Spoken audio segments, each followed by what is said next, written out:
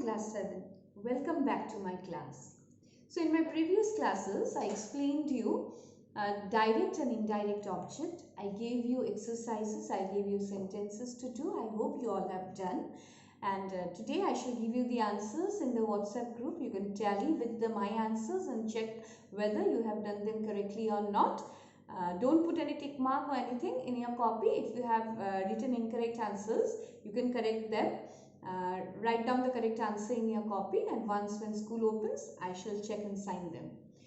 Now, today I shall start with transitive and intransitive verb. So, first of all, you need to understand what is a transitive verb. A transitive verb is that verb which has a direct object after it. Now, last year I just gave you simply the transitive verbs are verbs which has object, and intransitive verbs are those which does not have an object. But this year you need to know a bit more. What is it? That a transitive verb is that verb which has a direct object after it. Now I shall give you some examples and explain what a transitive verb is. Now let us take an example. If I write, I have lost my favorite pencil box. In this sentence, lost is your verb.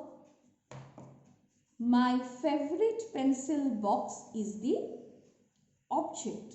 And what object is it? It is direct object.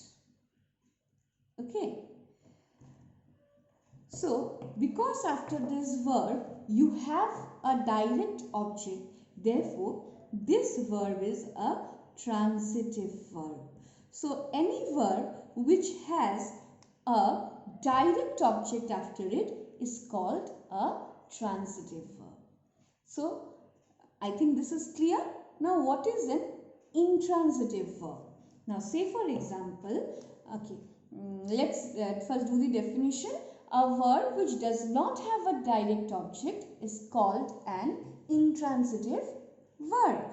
So, does not have a direct object means it might not have any object at all, or at times it might have an indirect object. Now, say for example, I'll show you, I'll write a sentence over here.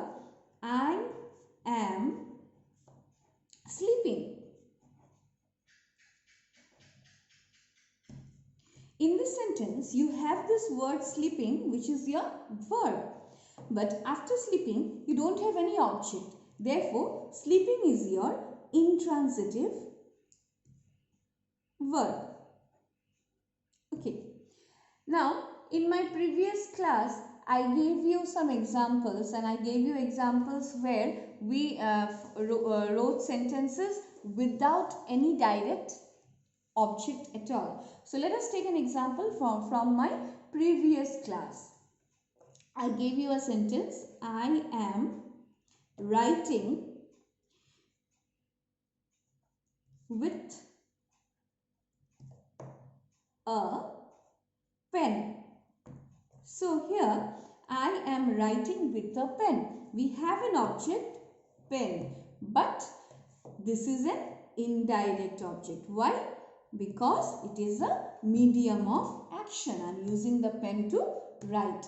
So, because it is an indirect object, therefore, writing becomes an intransitive verb.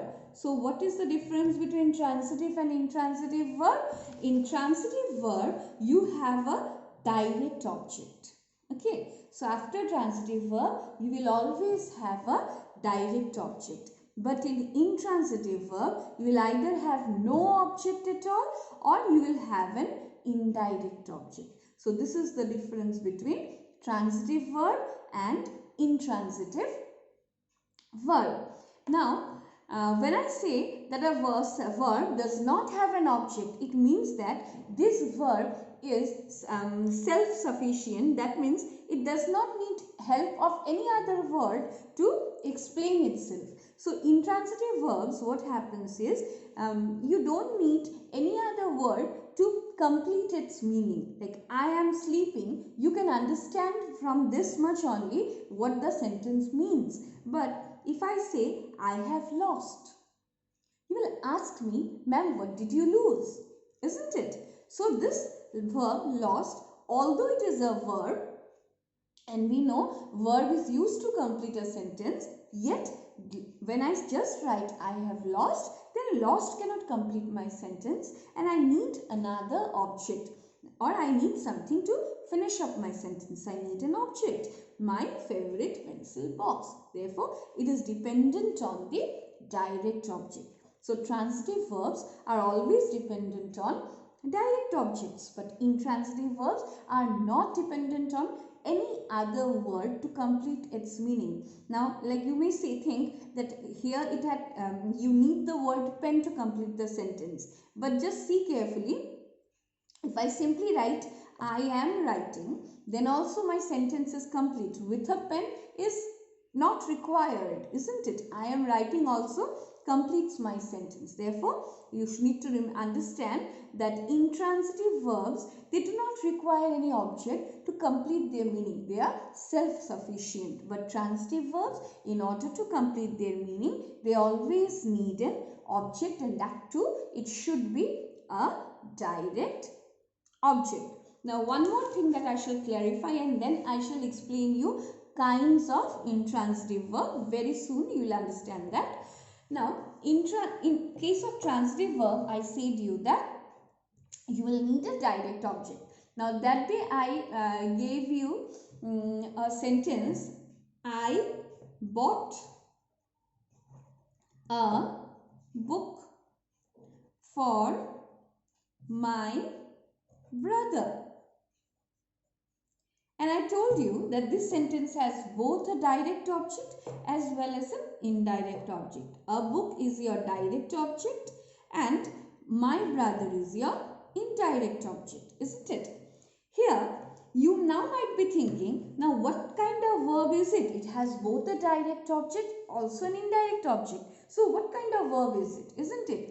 Right now, we will only understand one thing, that any sentence which has a direct object is a transitive verb.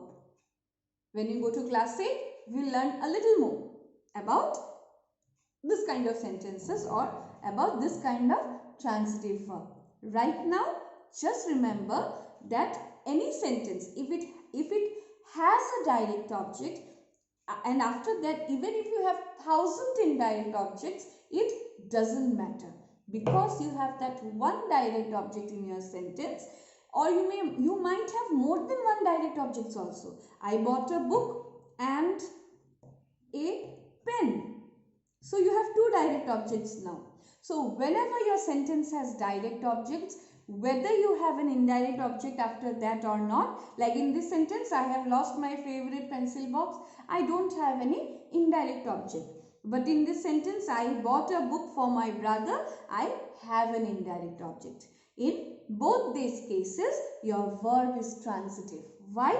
Because you have a direct object. So whenever your sentence has a direct object, whether after that you have indirect object or not, makes no difference. Your verb is a transitive one. So I think this is clear. Now we will learn kinds of transitive verb. So kinds of intransitive verb. I'll quickly show that so that you can understand. Okay. So intransitive verbs are of two kinds. Okay. One is called verb of action and one is called verb of being. Now action words you all know, isn't it? So whichever action word you use in a sentence, and after that if you don't put any direct object, then that becomes verb of action, intransitive verb. So like I just gave you that I am sleeping. So sleeping is an action word and you don't have any object after this. So this is an intransitive verb, of which kind of intransitive verb? Verb of action. Now what comes under verb of being? Be and its forms. Be has three forms. Not three forms. It has am, is, are, was and were. Any sentence which is written with only am, is, are, was, were, and after that if you don't put any action word, like I am a student. Here am is your verb. After that you don't have any action word. So this am becomes your verb of being, which is an intransitive verb. Is it clear? I shall write two more sentences so that you can understand it clearly. So, verb of action first of all. Both are intransitive verbs. Okay. So, first of all, verb of action. The boy is reading. Here after reading you don't have any object. It means that this is intransitive verb and reading is an action word. Therefore it is intransitive verb of action. If I write he was a cricket player. He was a cricket player. Now after was you don't have any other verb. You only have was. Was is your verb over here and this is a verb of being. So when you have only am, is, are, was or were and after that you don't have any other verbs, then this becomes your verb of being and this is an intransitive verb. Always remember, if am, is, are, was, were does not have any word following it after am, is, are, was, were, if you don't have any other verbs, am, is, are, was and were, after this 5 verbs, if you don't have any other verb, then this 5 verbs become intransitive and these 5 verbs are verbs of being. They are intransitive verbs and they are verbs of being. So with that, my dear students, I shall end up my class here today. So listen to my video properly, understand it and then I shall give you work to do. Thank you.